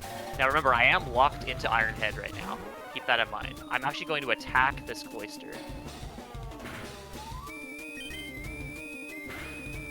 It may choose to try to kill me. Oh, it flinched. Okay, I'm going to... Whoops, I am not going to try to do that. I'm just going to Iron Head again. Okay, I'm going to now switch. Yeah, getting that many flinches in a row is kind of awesome, but also terrifying given what I know about what's about to happen. I want to be using Earthquake, by the way, so that's why I'm switching. Also, I want to weaken it, lower its attack. So it has Aqua Tail, which is extremely terrifying. And so it's a good thing I brought Abra along, because we're going to sack Abra here, and I'm just going to safety heal the Excadrill a little bit. Okay, Moo Milk will be fine. So ideally what happens is... Okay, Rock Blast, sure. Ideally what happens there is Iron Head, don't flinch, and Cloister kills Excadrill. And then I can bring in Growlithe or Snubbull and use the Max Revive to heal. But since the double flinch occurred, unfortunately an audible had to be called, and now we're setting up on the Cloister for the rest of the fight. This is not only going to ensure that we're not going to get obliterated by Jade's incredibly powerful mons that she has coming up, but also it lets us get a lot of that legwork out of the way to be able to just Earthquake to victory from there. Yeah, in case you haven't realized, this fight is really bad. I'm setting up a fair amount here, and luckily Aqua Tail has... It can miss, so there is that can happen. Aqua Tail does have a 90 accuracy, so Fingers crossed a little bit on that. Oh, there we go. There we go. Filthy hail, though, which is kind of unfortunate. Okay. One more X attack. Okay. I should be fine damage-wise. Yeah, I should be good. So I'm going to Earthquake, not Iron Head. If I selected Iron Head, I would not be able to KO what's coming out next, which is Lapras.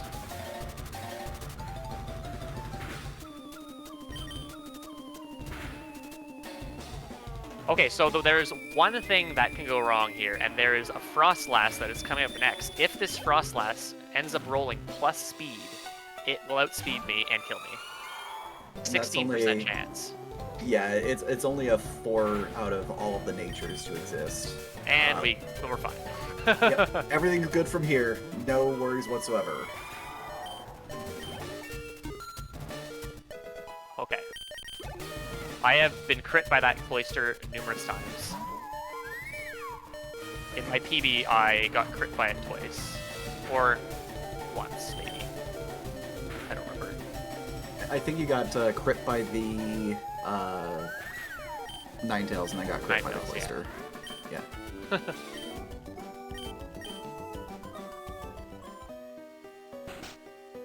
Okay, so if you thought that fight was awful, well, wait till you see a few of these next few. They all have their own flavor of brutal. So I'm going to heal full for obvious reasons. And then I'm going to... oh, where are you? Lucky Egg. Put that Lucky Egg back on. And then I'm going to save. We'll be saving for every fight here. So if Iron does have an unfavorable fight against DJ Pac-Man or any of the other members of the Elite Four in Champion Gauntlet, he's just going to reset and reload, so there'll be no missed steps. Yeah. Alright, DJ Pac-Man is a trainer that specializes in the Steel type, and he has a really great team. 3 of his Pokemon have 50-50 shot of having Sturdy, and one of them will kill you if it ends up getting Sturdy. So what I will be doing is, unfortunately seeing spikes here, which is not great, I will actually be forcing Hail to occur, which sounds really silly. And that's where Glaceon comes in. Then I'm going to bring in you. And I'm going to get, unfortunately, take Spikes damage here, which is rather unfortunate. Alright, so we're going to set up a little bit here. I'm going to go hold X attack first, because it's easier. Roost is fine, actually. It's actually okay to see that there. That was very strange, actually, for it to roost at that point. That's okay. Part of the reason why that was okay is because the hail is still also going. So even if Skarmory did have Sturdy for some reason, it's not gonna stop anything unless it consecutively roosts for whatever reason.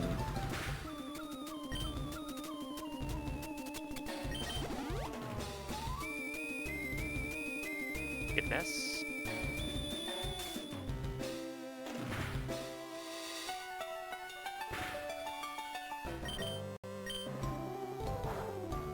Iron Head, it's still a 2-shot.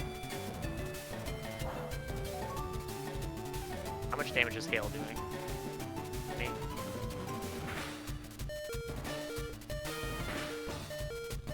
I have to go for the kill. Oh, I missed. Damn it. Oh, no.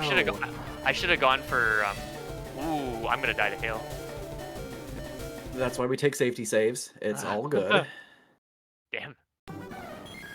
I could have maybe gone for Rock Slide there, or Iron Head there, but it might not have KO'd.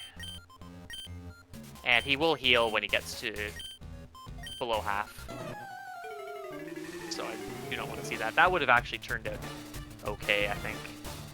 I would have had to heal before the end of the fight on one of his other mons, but it would have been fine. So setup's going to be the exact same as previously. We're going to bring Glaceon out to start the hail again. And we're hopefully not going to see spikes this time. cool. Instead, we got a stealing miss. No, also not ideal. Okay, the miss there actually would have been very interesting because Charm would have reduced its attack, which stealing would have been nerfed, and it might have decided to go for Air Slash instead, which is actually marginally better. Because Air Slash is a special attack. Okay. Where are we here? X attack.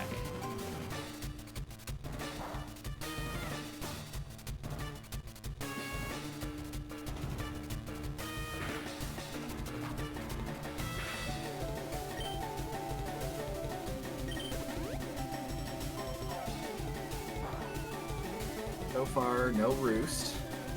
Still good. Yep.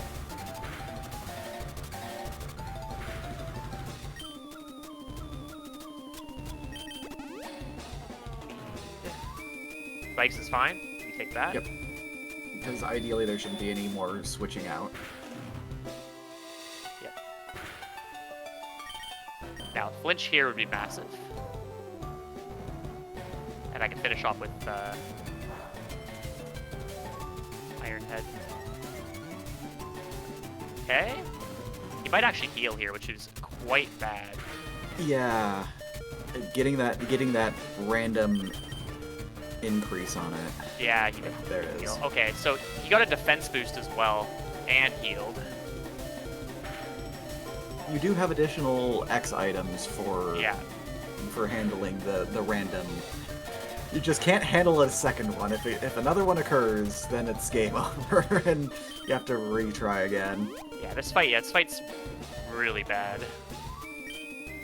I have to heal, unfortunately. It's gonna go for Air Slash, which is preferable. Okay, so the strategy here I'm gonna attempt. I actually don't know how this is gonna go, but we're gonna see.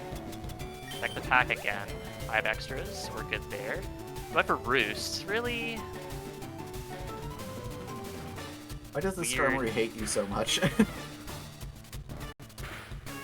so what we're hoping now is Rock Slide times 2 will finish off.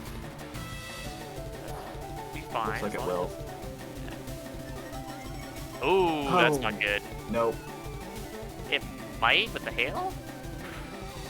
Oh. So the reason why the X items are particularly powerful in this version is because they're giving you ×2 Oh! two-step increases. Oh no. If it had chose to attack there, it would have died. Yeah. So every X item is going to increase Pokemon's attack by 2 stages rather than the standard 1 stage that you would see for other versions. Oh no. Really? Good news is I don't use Rock Slide after this fight, so...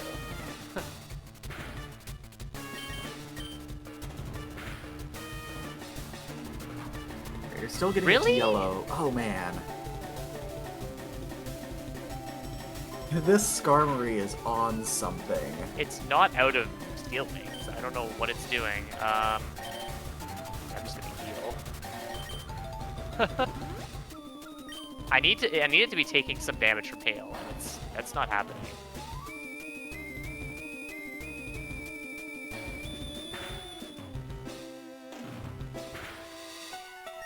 The good news is that the damage from hail is always going to be consistent, so regardless of how high its defense is going to climb, That's not good either. we know what it's going to be a known quantity. We know it's going to take this much damage consistently.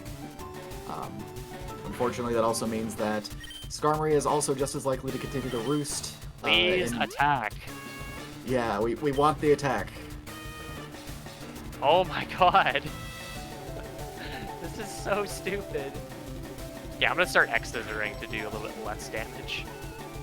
Actually, maybe I'll Iron Head it. You do have speed, so that could be beneficial for it getting a flinch. That'll prevent some of those potential roosts. Okay, really, buddy? Okay, I'm gonna reset that. It drew me out so long, and so cringe. It's only a 10% for that defense boost, too, so that's incredibly unfortunate. Yeah, suffice to say, if this was a PB attempt, I would have reset. But 1 defense boost is workable, but 2 is a reset, unfortunately. Yeah. And the 3 is just the icing on the cake at that point.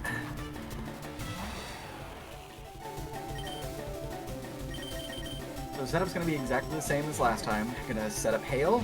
We're gonna get the Excadrill out after the Glaceon takes a Seal Wing to the face. We didn't want to see the spikes, but here we are. Okay, so now we want to see a miss from Steel Wing. We did not.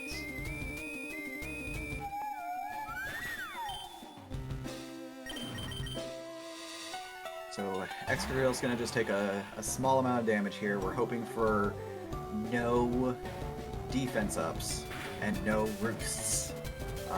But Iron's very likely going to have to heal at some point in time due to the spikes damage as well.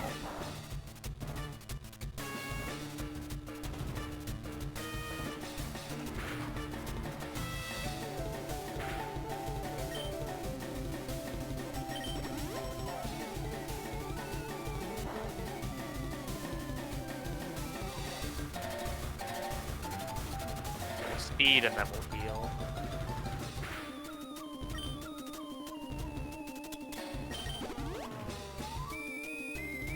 Alright, fingers crossed. No defense buff.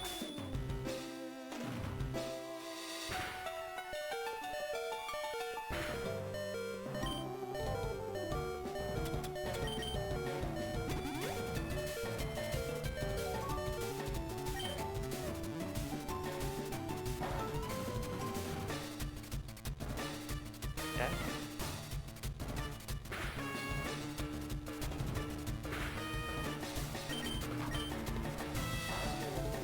What's it? A bit awkward. Oh, I should have rock slided there. Oh, it roosted. Okay, so that actually... Unfortunately, I don't think that fixes the situation. I'm going to have to do some chip with Scissor, I think. Yeah.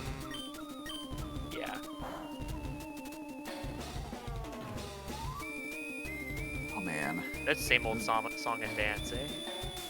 Yeah. So you're probably gonna end up having to do the rock slides.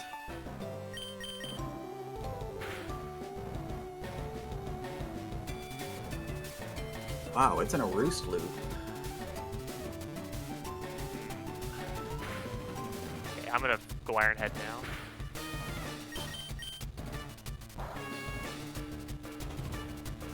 Flinch!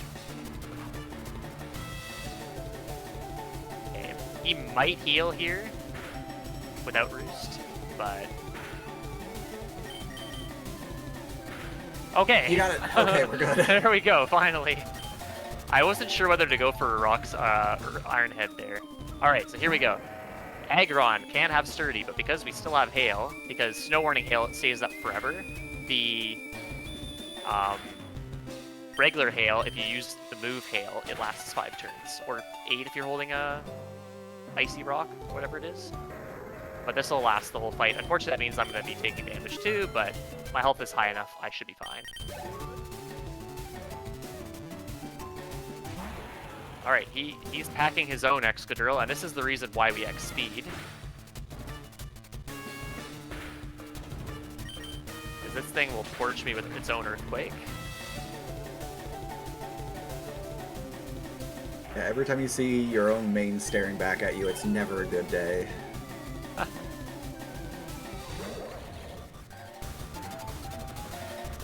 Alright, Ferrothorn. This is its very, very favorable damage range, 96%, which means that it would have to be, it's a 12 and 16 range if it has plus defense. And we got it. That was also the other one that was potentially to have Sturdy as well, right? No, it was the Magnezone. Oh, okay.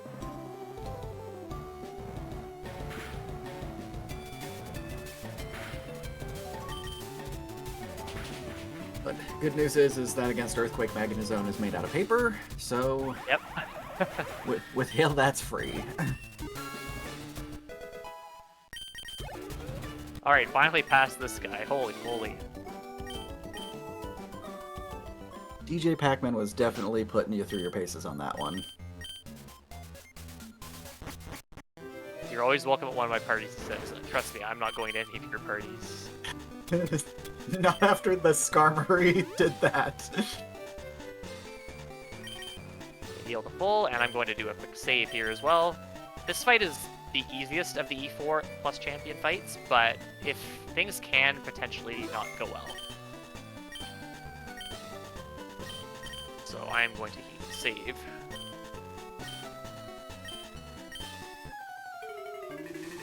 There is a strategy where you can set up use the choice scarf here, but he has a very, very fast Greninja, which will outspeed no matter what, or be highly likely to outspeed this Excadrill. So hoping to see Fake Out here, which is we do. Excellent.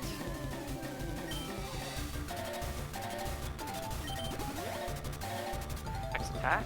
Confuse Ray is actually fine, believe it or not.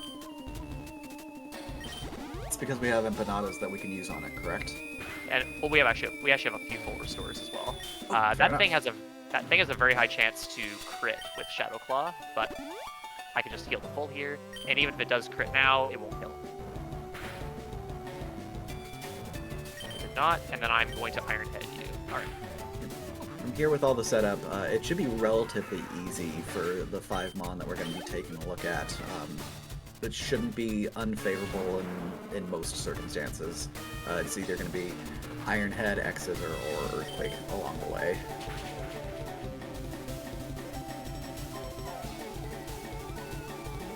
Yep, no damage ranges to worry about here. Just make sure we use the right moves.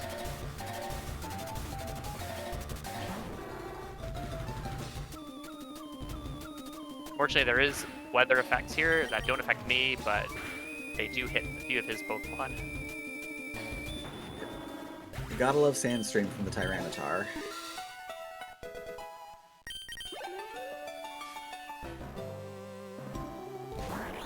Ninja.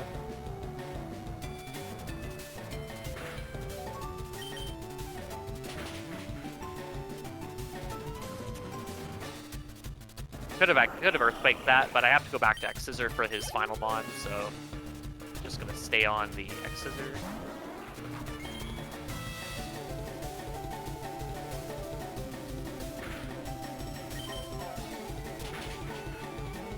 Alright. Ashley down. Yep.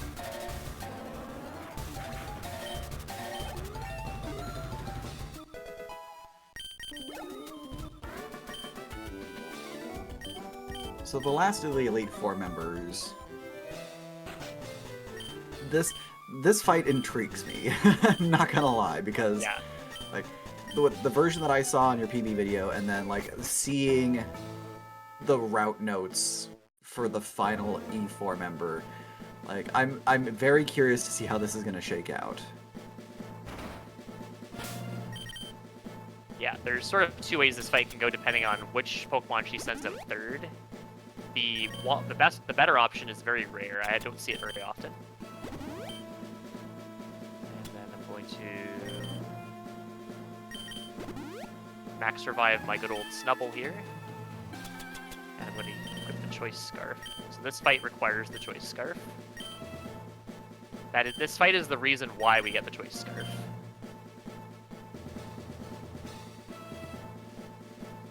And then I have started using it on a few other fights as well, like as we saw in this run. But this is the initial reason why we got it.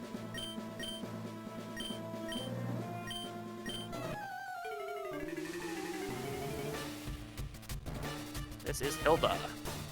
Remember, she gave us the Tactics ID, which is effectively what allowed us to get past the gates for the Saffron equivalent area.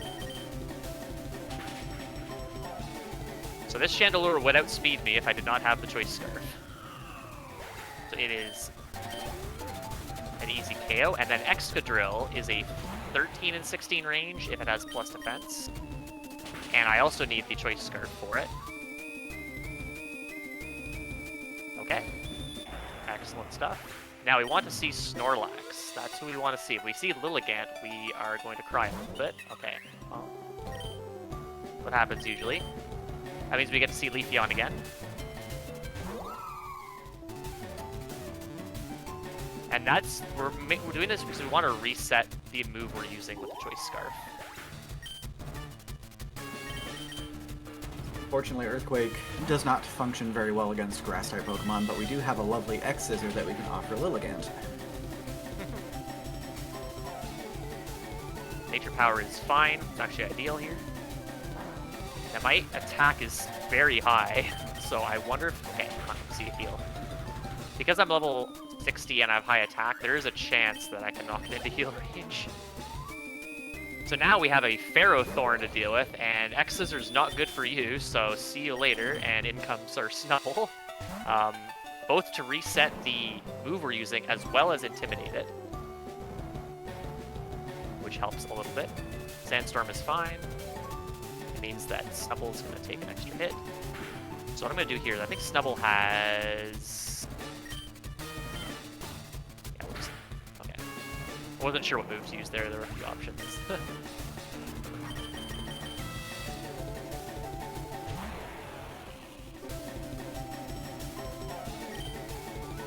Okay, so I'm going to use an X defense here. This thing has a move called Power Whip, which hurts quite a bit. Hence the Intimidate plus... Oh, actually, I'm not doing this correctly. Hold on there. I'm going to smack it once. This thing... I don't remember why I do this strategy, but I think it might have Sturdy, but I don't think it has Sturdy now, because the other one didn't. So I don't know what I'm doing. Yeah, because that's part of the reason why I brought up Sturdy previously, because you said that 3 of the Mons for DJ Pac-Man had Sturdy, and I was like, oh yeah, Ferrothorn totally has Sturdy. I was like, wait a second. Maybe it's 4 that you could have in DJ Pac-Man then, because Magnezone could absolutely have it as well.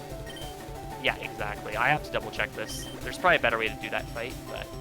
Alright, so we're going to stun up once on Snorlax. It's going to get 1 chance to hit me, and it doesn't do enough damage to kill me. And if it got a crit, I would have died. And then I just set up my second X attack and knock it out with Earthquake.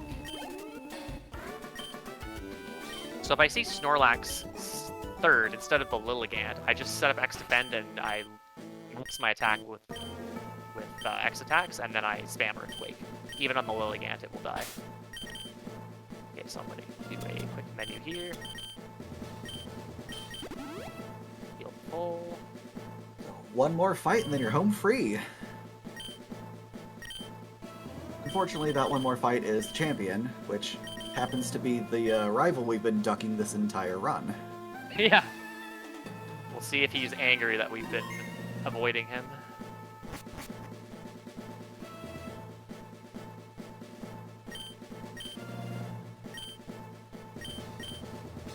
This fight is normally not too bad, but it kind of depends on what his lead does.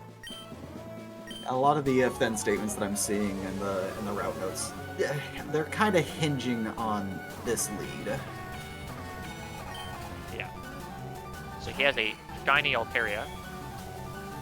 Hey, that's the one we knocked out. It might be coming back for its revenge. Speed is fine. Okay, so Dragon Dance.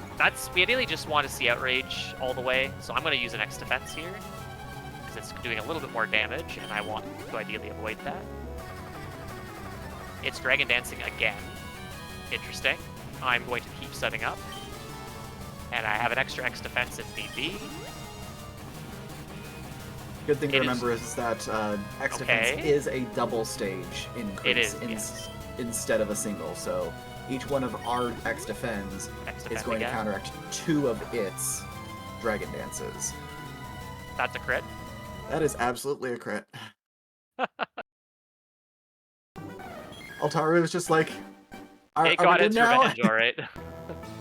For that Swablu we knocked out earlier. Yeah, it's just like, we're cool now, right? Alright, so now the fight should go normally. It usually just sets up 1 Dragon Dance, and sometimes it doesn't set up any, and it's pretty free, but... So yeah, Alemra made a good point. The X items are all boosting 2 stages like they do with later generations of Pokemon. In earlier generations, it was just 1 stage, so this first X attack I'm using and first X speed I'm using are doubling those stats. And so the X defense is really just counteracting the Dragon Dance that he's using, because he's going to do more damage. So he looks like he's doing the same hold here. Do you still have the choice scarf equipped? No. Okay. I took that off before I saved. I couldn't remember. I hope so, because I saw the lucky egg in your inventory, and that's why I was just like, did you remember? Oh. Oh, no, oh, that was not, I was not supposed to reset there. I actually took it off and didn't put another item on. So that was actually just... Oh, that's my a bad, reset sorry. for no reason. I Damn caused it. you to doubt things. Okay, that was going to be an interesting setup anyway, so we're going to hopefully see the good fight now. Third time, right? Third time's the charm? Yeah, this run went pretty well until DJ packed, and then this fight's also not going great, so...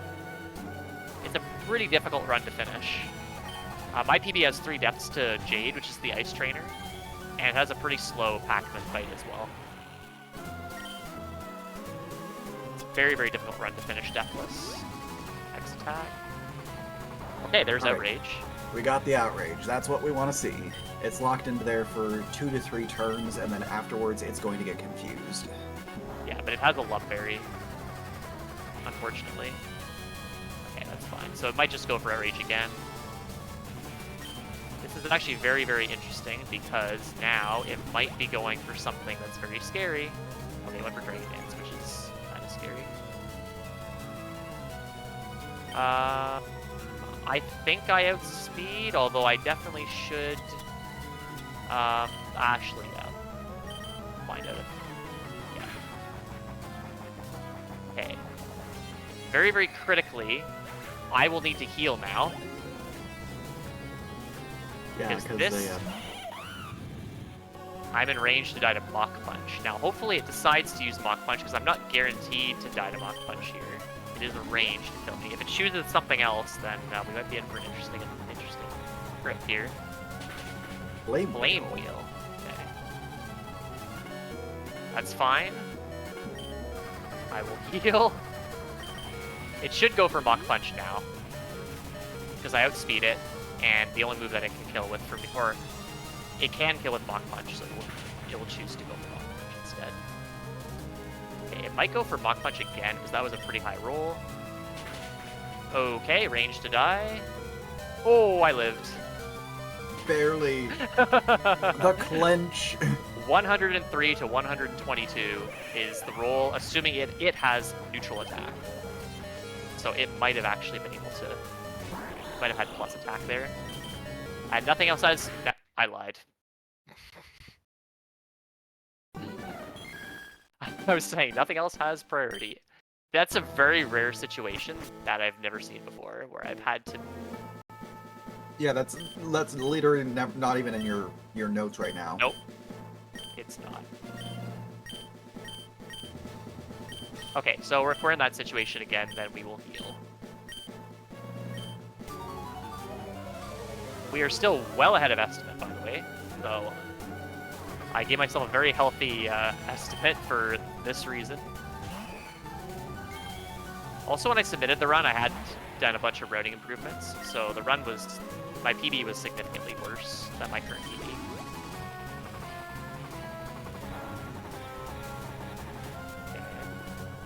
Hopefully we get to bring it in. Wait, come on, just give us the third turn outrage. Okay.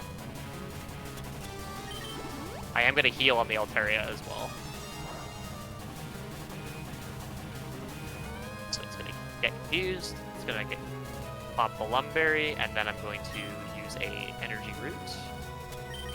So I think we should... Now's a good time to start talking about if we decide... What if we decide to pick not the middle Eevee on the table in the lab, but the left one or the right one? Well, the rivals to starter Pokemon, the Infernape and Greninja, would be different. You would either see a combination of Torterra and Delphox, or you would see Chestnut and Empoleon.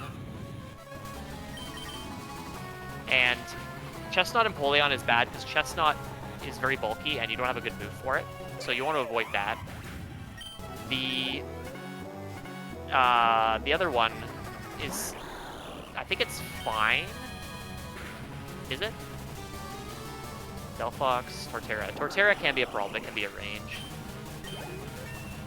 But you don't see Mach Punch. That's the important thing. It's funny is because now you're just getting all the best.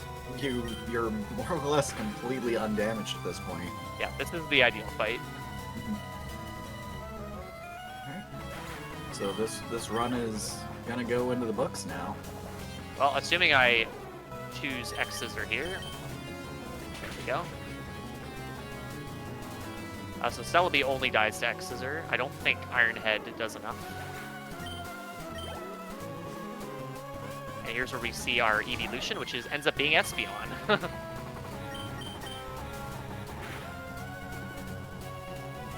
Depending on the game, we will see a different evolution, and also depends on the Eevee we pick on the table. So the other evolutions we can see in this game, depending on left or right, are Sylveon and Umbreon. And either of them are fine to see, technically, but it's the starter mons that he has which end up being problematic. Alright, so that is the end of the run. Yep. We're going to be coming up on time when it fades just before credits. It's going to be a little bit of a long haul of fame because I took out all my mons, but I ended up needing them all because they all served very useful purposes. I did have an extra revive as well, just in case.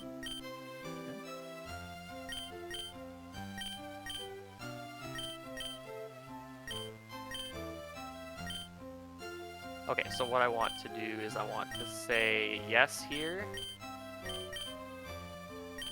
If I don't say yes there, it skips the Hall of Fame, and then it's kind of an very anticlimactic end.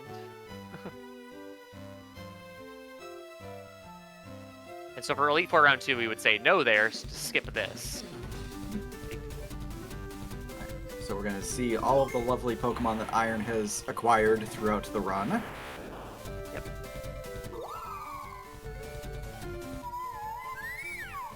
Oh, and our Leafeon's level 25, because when I was setting up the save file, I was doing a different Leafeon route, a section of the route, so it's actually higher level, which is quite funny. Alright, so time will be coming up right after this fades to black, I think. Time.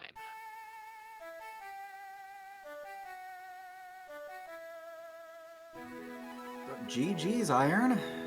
Congratulations. Thank you. Yeah, that was Pokemon Aquamarine 80%. Super cool run. I really enjoyed routing it, and it's a really fun run to watch, although it is very stressful to run because of all those awful E4 fights. If I was to not skip anything, I would be in the 70s probably for the E4, and it would be a much smoother ride. But obviously, you'd be slower.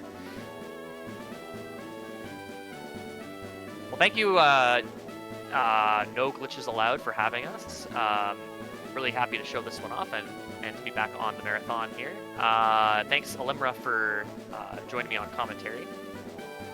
Thank you very much for having me, and thank you very much for doing the run. It was an absolute blast. I was happy to be here. Yeah, it was definitely fun. Thanks so much. Glad to have you with me here. If anyone wants to try this run, feel free to look it up, Pokemon Aquamarine on SRC. I do have a guide there. It's pretty old, but feel free to reach out on either SRC or on Discord if you want to. Just look up IronDre_ is my handle, I think. If you have any questions about running this, if you want to try any of the other ROM hacker fan game speedruns like Infinite Fusion, for example, you can join our, you just reach out to me or Alimra. We can point you in the direction of the Discord that we have for all the different categories we have, and we'll be able to point you to whichever game you want to run. There's lots of fan games out there, and they have varying enjoyment in terms of the speed run, but a lot of the ones that we routed are pretty decent speed games. So there are some few of them that aren't so good, but we don't play those. Yeah. Once again, just to mirror what Iron was saying, like, we love having more people join the Pokemon speedrun community. Feel free to reach out if you have any questions, if you want to learn any of our runs. And you're not going to necessarily have to learn a large number of glitches for every game. Like Infinite Fusion, for example, is for the most part glitchless. There's this one which does have kind of intro glitches, making sure that you're getting your movement right. And there's some that have like massive amounts of manipulation. So there's something for everyone depending on what it is that you want to get into a speedrun for. Yeah, for sure. Yeah, I guess we brought the marathon sort of back on time in terms of we were a little bit late starting this run, but we're hopefully back on track now. So we'll send it back to the No Glitches Allowed team to set up for the next run. Thanks again. Thank you very much.